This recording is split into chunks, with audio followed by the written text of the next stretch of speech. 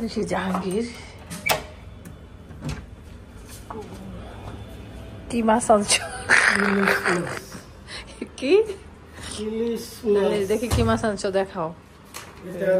আর এটার মধ্যে কি সিঙ্গারা চাঁদা খাবো? সেটা ঠিক আছে, যাও কিচেনে যাও। যদি এইবার ঠিক মতো মাছ না আনো খবর আছে তোমার।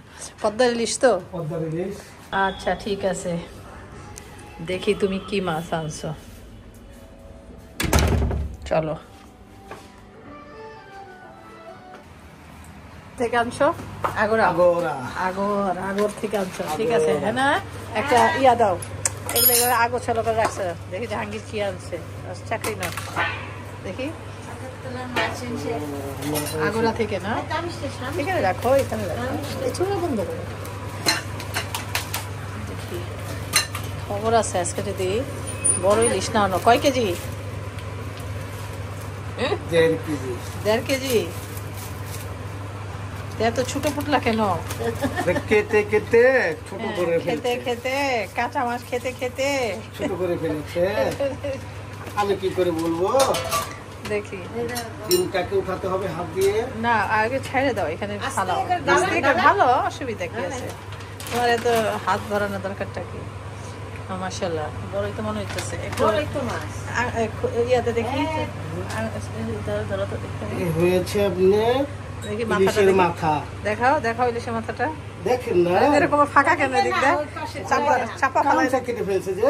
ও আচ্ছা, তোতাটা কাটেনি, ছোটা কেটে ফেলছে। লেজা দেখেছেন? হ্যাঁ, বড় বড় লেজা। দেখি পিস, দেখি কি সুন্দর পিস। যাক, ভালো কিনছো, ভালো ভালো এনেছো, ভালো এনেছো। কাঞ্চাকে বলছি দিয়ে দিস। দিয়ে দিয়েছো? কাঞ্চা দিয়ে দিয়েছে। হিন্দুদের মতো বলতে পারো না, ইন্ডিয়ানদের মতো। এটা তো লেজার কাছে, লেজার মাথা। এই যে এই টুকরাগুলো দেখি, যে এই টুকরাগুলো এটা কি পেটির না কুলের? এটা সুন্দর হয়েছে, মাছ সুন্দর হয়েছে মাশাআল্লাহ। হ্যাঁ, টাটকাই আছে। দেখি ইয়াগুলো, ডিমগুলো। ও ডিমটা দেখবেন? ডিমটা দেখি কি করে উঠাবো আমি এখন? ধরতে পারছি না তো বড় ডিম।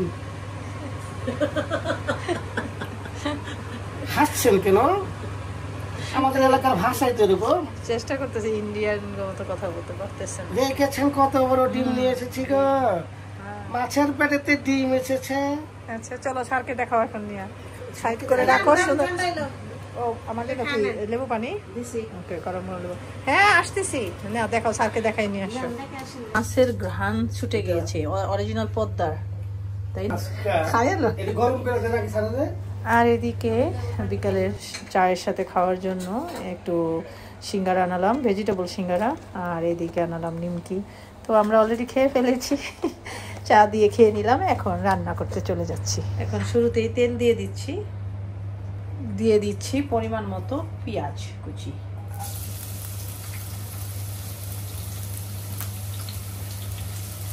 আজকে কিন্তু এই ইলিশ মাছের রান্না করব বেগুন দিয়ে। বেগুনের টুকরোগুলোকে এইভাবে লম্বা লম্বি ভাবে কেটে নিয়েছি। এগুলো পেঁয়াজের মধ্যে আগে ভাগে লবণ দিয়ে দিলে পেঁয়াজটা একদম খুব সফট হয়ে যায় খুব তাড়াতাড়ি। তো 1 চা চামচ পরিমাণ দিয়ে দিলাম। রসুনের পেস্ট দিয়ে দিব। ইলিশ মাছে খুব বেশি রসুন দেওয়া লাগে না, সামান্য, এই যে এতটুকু, 1/2 টিস্পুন। যেহেতু বেগুন দিব তাহলে আরেকটু দিতে পারি। ইলিশ মাছে ভুলেও আদা দেওয়া যাবে না, এটা মনে রাখবেন। রসুনটা না দিলেও চলে, খুব চিমটি করে দিতে পারেন। যেহেতু আমি বেগুন দিয়ে রান্না করতেছি, এই জন্য আমি বেগুনের জন্য একটু রসুন দিব। হ্যাঁ না, একটু গরম পানি দিয়ে রাখো, ঠিক আছে? এখনই দিও না। হলুদের গুঁড়ো,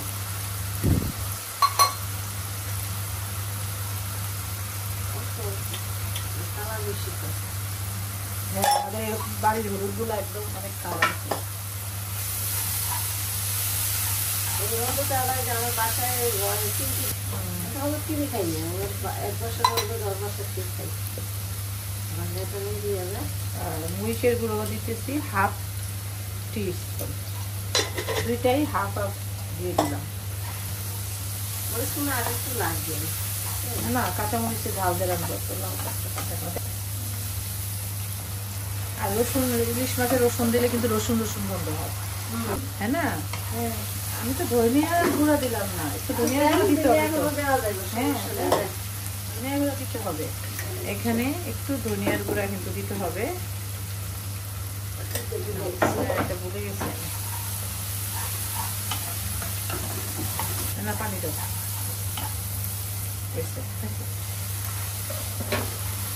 দেখো মশলাটাকে আমি কত যত্ন সহকারে কষাইয়ে নিচ্ছি।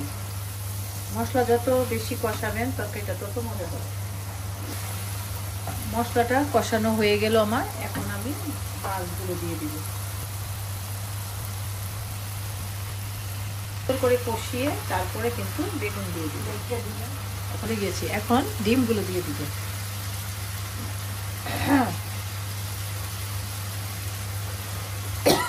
একটু ডাল কমা দেখে দিচ্ছি 5-7 মিনিট। এখন দেখি কি অবস্থা। এখন এখানে আমি বেগুনগুলো দিয়ে দিব।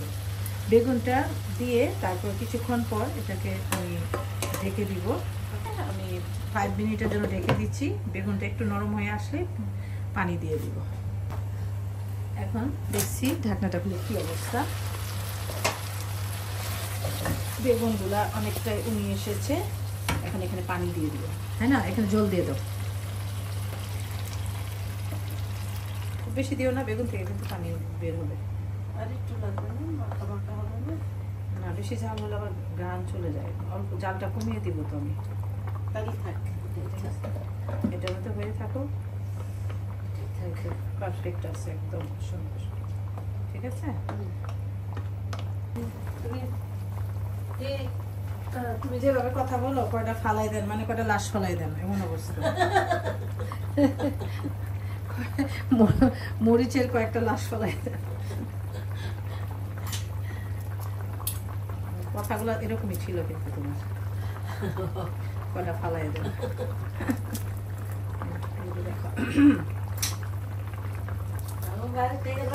ঝাল ঝাল না দিলে কিন্তু ভালো লাগবে না। বইয়া তোমার রাইস কুকারে ভাত হয়ে গেছে। আমার কথা না আসে, কথা কইতো। কি কথা বলো?